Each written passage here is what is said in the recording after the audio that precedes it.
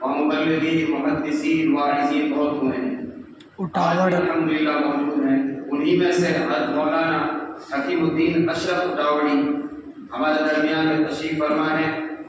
آپ سے درخواست ہے تشریف لائیں اور یہاں بہت مختصر انداز میں، وقت تو بہت چاہیے، سب کو ہی چاہیے، لیکن ہم چاہتے ہیں کہ 12 بجے تقریب رونمائی ہو، رسم اجرا ہو، اس کے بعد جو ہمارے اکابرین اور ان کے تاثرات ہو جائیں، پھر دعا ہو جائے۔ 1 بجے کا ارادہ ہے، اللہ آسان فرما دے۔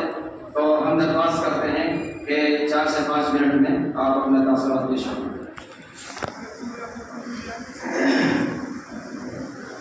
السلام علیکم ورحمۃ اللہ وبرکاتہ۔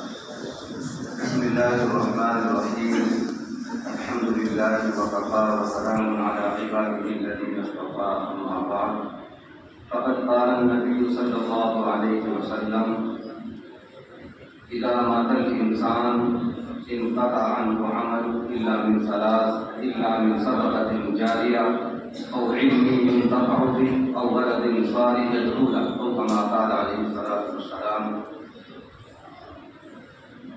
قابل قدر علماء کرام، اس عظیم الشان تقریب کے صدر محترم اور مہمان خصوصی، دور دراز سے تشریف لائے ہوئے معزز مہمانان نظام، جس عنوان سے یہ تقریب منعقد کی گئی ہے اور جس شخصیت کے اسم گرامی کے نام سے ہم یہاں جمع ہوئے ہیں، بہت ساری باتیں آپ نے سماعت فرما لی اور بھی سماعت فرمائیں گے۔ تحریر شکل میں بھی بہت سارا مواد ہمارے احباب نے جمع فرمایا ہے۔ ہمیں سب سے بڑی بات اور سب سے بڑا فخر تو یہ ہے، خاص طور سے مجھے، اور مجھے امید ہے کہ انشاءاللہ میرے گاؤں سے تشریف لائے ہوئے بہت سارے علماء ائمہ یہاں موجود ہیں۔ سب سے بڑا فخر ہمارے لیے یہ ہے کہ حضرت مولانا اسحاق صاحب رحمۃ اللہ علیہ ہم ان کے گاؤں کے، وہ ہمارے گاؤں کے نہیں، ہم ان کے گاؤں کے ہیں۔ سب سے بڑا فخر ہمارے لیے یہ ہے کہ وہ میوات کی مردم خیز بستی قصبہ اٹاوڑ میں آج سے تقریباً 100 سال پہلے پیدا ہوئے۔ جیسے عام بچے پیدا ہوئے، میں آپ بھی پیدا ہوئے، اسی طرح 100 سال پہلے ایک عام بچہ پیدا ہوا اور اس بچے کا نام بنے خان رکھا گیا۔ بنے خان، ہمارے یہاں بہت سارے اکابر دوسرے علاقے سے بھی یہاں تشریف فرما ہے۔ ہمارے علاقے میں نام اس طرح رکھتے ہیں جو زبان پہ آ جاتا ہے وہی نام رکھ دیتے ہیں۔ یہ بہت پرانی بات ہے۔ اب کچھ پہلے تقریباً 40-50 سال پہلے کچھ ایسے نام رکھتے تھے جن کا تعلق دنوں سے ہوتا تھا۔ پیر کو ہو گئے تو پیرو، منگل کو منگل، بدھ کو بدھو، جمعرات کو جمعرات، رمضان کے مہینے میں رمضان، اور ماں روزے سے تھی، بچہ پیدا ہو گیا تو روزے تھا، روزدار، عید کے موقع پہ عیدو، سبرات کے موقع پہ سبراتی، خیرات کے موقع پہ خیراتی، اس طرح کے نام رکھا کرتے تھے۔ کچھ ایسے نام ہوتے تھے جن کا تعلق اوقات سے ہوتا تھا، فجر کے وقت فجرو، ظہر کے وقت ظہرو، عصر کے وقت عصرو، مغرب کے وقت مغرو، اس طرح نام رکھتے تھے۔ یہ مزاج ختم ہوتا۔ تو اسی طرح حضرت مولانا اسحاق صاحب رحمۃ اللہ علیہ پیدا ہوئے، آپ کا نام بنیفا رکھا گیا، اور پھر آپ جب بڑے ہوئے اور مدرسے کا رخ کیا تو آپ کے نام کو محمد اسحاق رکھا گیا۔ محمد اسحاق نام آپ کو دیا گیا۔ ان سے بڑے حضرت مولانا صدیق صاحب رحمۃ اللہ علیہ، وہ قریب البلوغ تھے، اور حضرت مولانا اسحاق صاحب رحمۃ اللہ علیہ کی عمر 8-9 سال کی تھی۔ اور یہ بات مجھے حضرت مولانا صدیق صاحب رحمۃ اللہ علیہ بتائے جو میں عرض کر رہا ہوں۔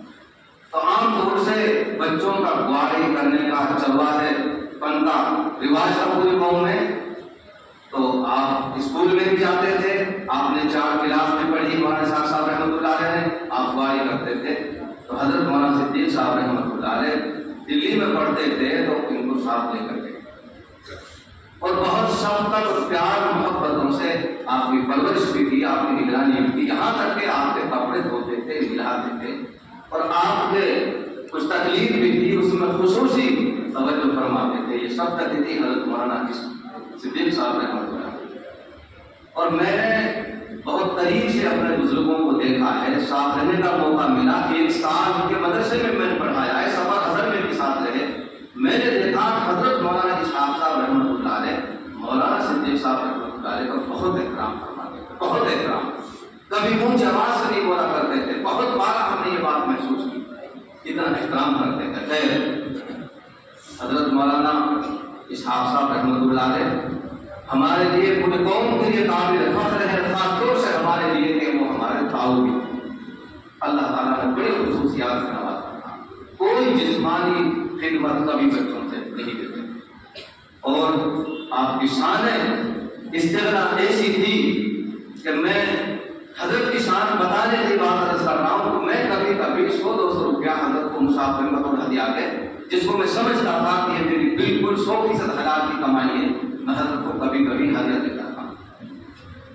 لیکن مجھ سے کہنے لگے کہ مجھے یقین الدین تم مجھے بگڑ بنا کے چھوڑا دو، یہ ان کی شان تھی، اور جب مجھ سے کوئی مسافر کرے گا میں دے دوں گا کچھ دیو بنا دوں گا کہ حضرت میں تو ویسے ہی کبھی کبھار یہ خدمت کر دیتا ہوں آپ کی، اتنی شان استغنا تھی ان کی کہ کسی کے مال کی طرف کوئی توجہ نہیں، قسم و آن فجر کی وضو سے اور عشاء کی نماز پڑھتے، اور خاص طور سے سفر میں اللہ تعالیٰ ان کو بڑی رحمت فرمائے۔ میں نے حدیث پڑھی، اس کا میں تھوڑا سا سناتا ہوں، آپ سب آگے سمجھ گئے۔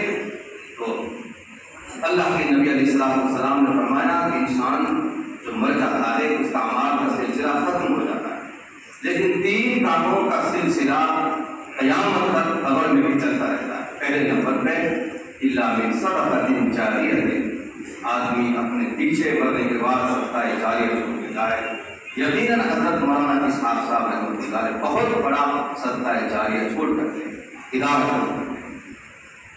دوسرے نمبر پر اور علمی ينتفع به، اپنے پیچھے قرآن حدیث کا علم چھوڑ کر جائے کہ جس سے اللہ کے بندوں کو، اللہ کی مخلوق کو فائدہ پہنچتا ہے، نفع پہنچتا ہے۔